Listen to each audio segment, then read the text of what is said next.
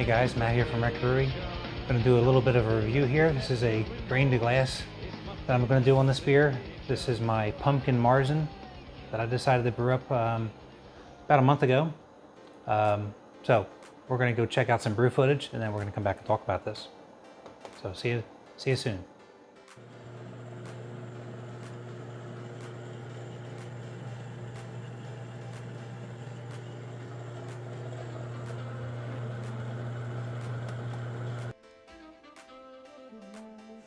Okay, we're underletting now, starting the mash. Need to put a little over 4.5 gallons in here. Got the pumpkin just laying right on the top. Toasted it for a half hour. Got some of the moisture out of it as well, and hopefully it'll release some of that pumpkin flavor into this beer.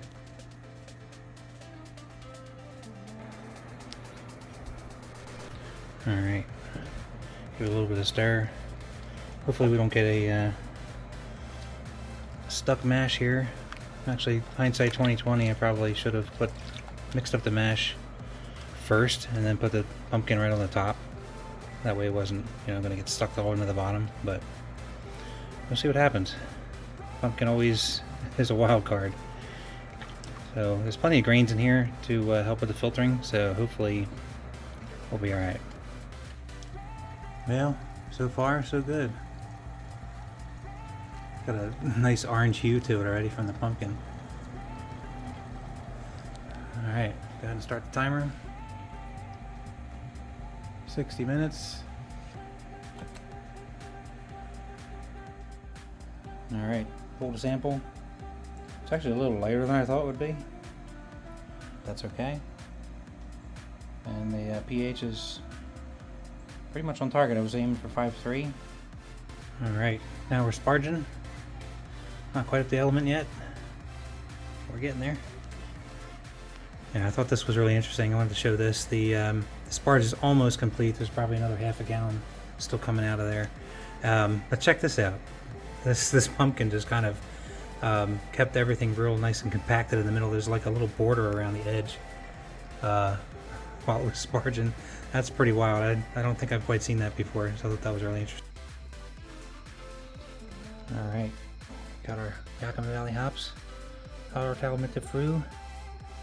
This is a 2022 carb beer. 2 ounces in this can, 2.7 alpha acids. It came out of one of my hot boxes. And I have another ounce here of the same. I'm going to pop this open. Can't quite do that one-handed, hang on. Alright, no sense in measuring them out, but this is the 2 ounces here.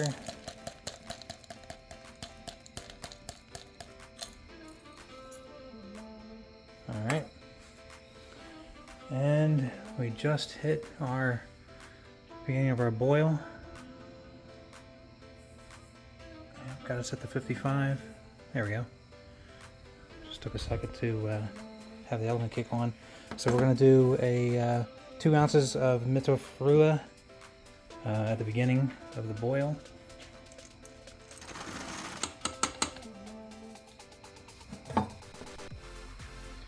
Always the most fun part of the brew day, huh? Cleaning out the mash tun. Mash tun was a little bit heavier this time, carting it off our brew stand. At 3.5 pounds of pumpkin. Alright, I stand corrected. It's actually 30 minutes, not 15, for the other ounce of Hallertau Mittelfrueh. And here we go. A couple got out. That's okay.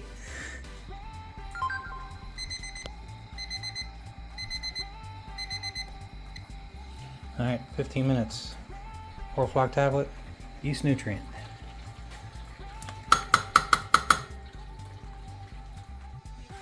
Alright. Another 5 gallons there.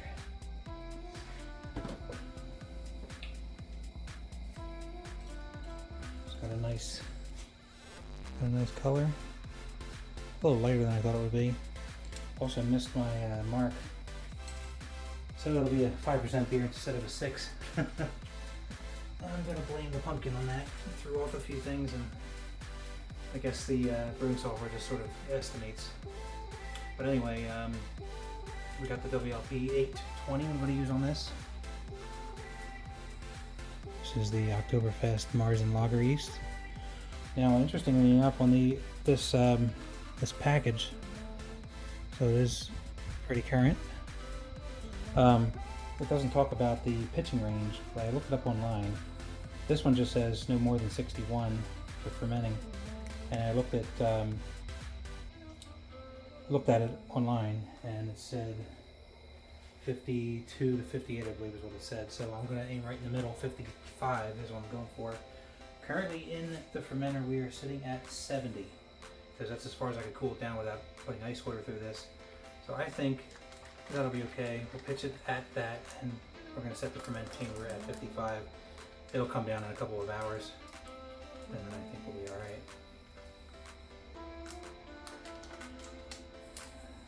Second time using this new Pure Pitch Next Gen pouch. Alright, now let's come down to temperature.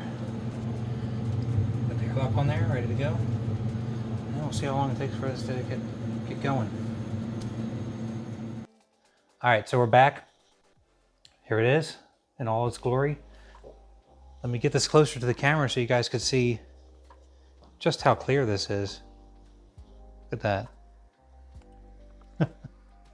You can see right through that,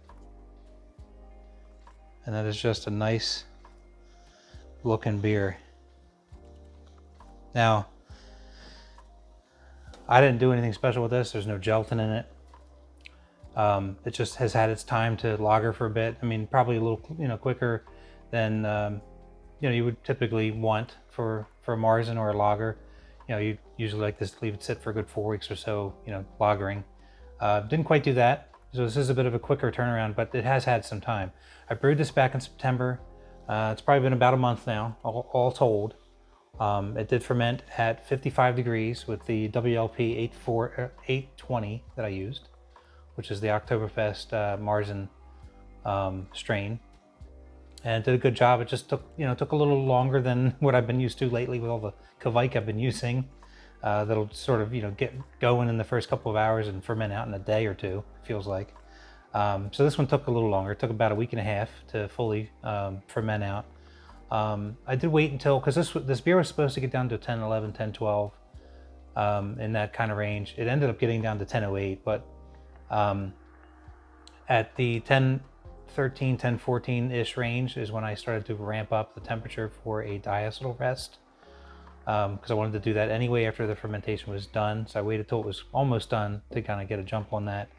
And I didn't do anything special there either. No heat belt, no step raising it at all either.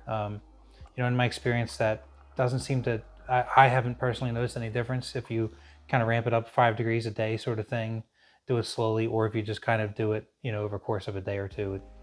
In my opinion, in my experience, I haven't seen any difference doing it either way. So what I ended up doing was just setting the ferment chamber to 70 and let it free rise itself up to 70 over the next couple of days. That seemed to work out okay. I let it kind of chill out at 70 for about 3 days, 4 days. I was working, so I didn't have a chance to do much with it anyway, so it kind of worked out. And then I went ahead and cold crashed it for a couple of days and kegged it. Now, when I kegged it, I just kind of let it lager for, at least 2 weeks before this now pour here. So it has had a little bit of time to condition, and it certainly has helped with the clarity for sure, because that is absolutely see-through.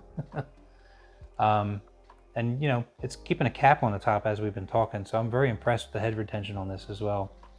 But yeah, let's go ahead and dive into this and check it out, and then we'll talk a little bit about what has gone into this.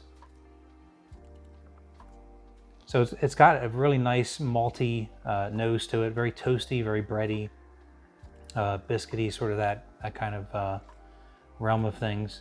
And you could fool me to say there's just Vienna in this, because I do kind of get some of the aroma that I would typically get out of Vienna, but there is no Vienna in this. But if you gave it to me, I would probably say that it did, because it does have that that toasty, kind of bready, toasty characteristic that I usually get off of the aroma of Vienna beer, like a Vienna lager, is kind of what this is. But it doesn't have Vienna in it. It does have Victory in it. So maybe some of that is coming through with the Victory. But let's go ahead and see what we have on this taste. Cheers.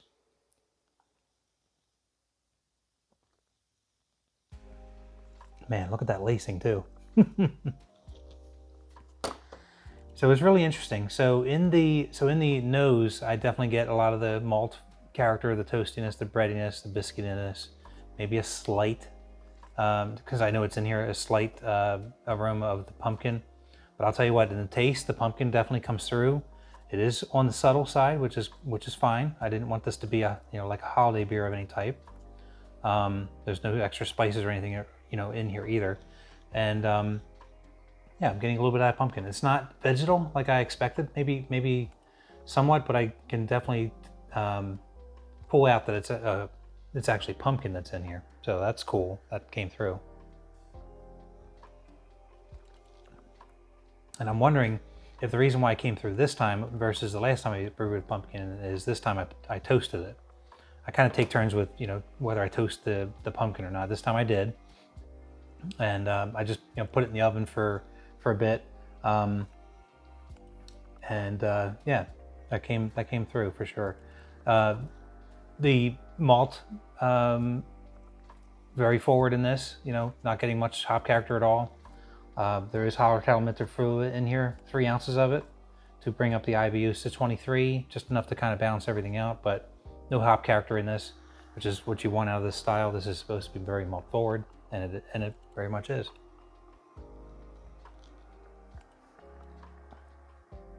Yeah, this is nice. Very nice, clean beer. And yeah, it's basically, it's very similar to a Marzen I brewed a couple years ago, but with a touch of pumpkin. That's pretty much how I would describe it. So let's talk about what went into this. So I kind of wanted to use up some of the old malts I had laying around, and of course, added in some of the newer stuff as well. But I definitely wanted to clean up some of the stuff that I've been sitting around on for a couple of years, which kind of went into this. So it's a bit of a kitchen sink, clean out the cupboard kind of a thing, if you will, as far as the malt bill went in this. I used about 40% of Pilsner, 35% Munich, and the Munich was kind of sectioned. I used up the rest of this Swain Munich Light that I had from a group buy a couple of years ago, and I added in, some new Munich into that to help bring up the Munich contribution of what I was after. There is a pound of Victory in this, and there's also half a pound of Melanoidin, which was kind of that's supposed to help with substituting like a decoction mash, and definitely seems to have helped. I didn't do a decoction mash on this, of course, because I didn't, well, for one, I didn't really have the time to do that, and I didn't really have the interest to do that with this. I did start the mash off low, but I think a lot of that has to do with the pumpkin. One thing I've noticed, and I wanted to talk about it too, is every time I've used pumpkin, I feel like it's a bit of an insulator in the mash, and I've had to put the HLT up a couple of degrees just to get the actual mash temperature that I was after. So in this case, I was aiming for 150, and I believe I had it set to 153 to hit that. So it took some time to get there. So that's kind of why it started off low. I think it started off at like 146, 147, which was below what my strike target was, and I think a lot of that has to do with the pumpkin. Yeah, and some Carafoam is in this as well to help with the head retention. So I guess that is definitely helping there. That's sticking around for a bit. Water profile on this one was pretty even keel. The only thing I did was I raised up the chlorine, or sorry, not chlorine. You don't want chlorine in your beer. Raised up the chloride. So there's about a 40 sulfate to about 75 chloride in this beer, and about 50-ish calcium is what I was aiming for. But yeah, this turned out really nice. I'm very pleased with it, with both the appearance and the taste of this beer. It turned out to exceed my expectations. So I definitely encourage you guys out there that are homebrewing with me to try different things. I took a nice Marzen recipe that I'd used in the past, which was great by itself, alternated it slightly and also added some pumpkin to it, and well, still turned out really good. So I do want to thank our sponsors for Brewtubers. Check us out, brewtubers.com. You know, Yakima Valley hops went into this beer, so check them out for your hops needs for your beer. I also want to give a shout out to Beer and Wine Hobby. They a lot of the ingredients that are in this came from them, so thank you for supplying. And they're very fast too. Whenever I order from Beer and Wine, I usually get it in a couple of days. It's amazing because I'm down here in South Carolina. They're up in the Northeast. So, and also a thank you to Imperial. They're a sponsor for us. They're also helping sponsor with our Brewtubers yeast experiment this year. And as a result, they have sent all of us some yeast, and I just want to give them a shout out for that. So I have some new yeast strains here to try that I haven't tried before. Both are in the German ale category, so I'm not quite sure what I'm going to do with them yet. But this is the GO3 Dieter, and they sent me the GO1, which is Stefan.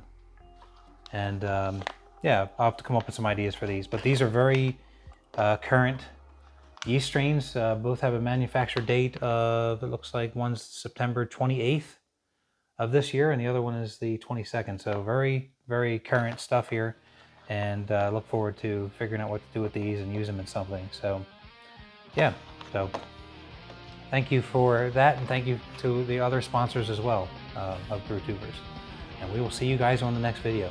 Have a good night. Cheers.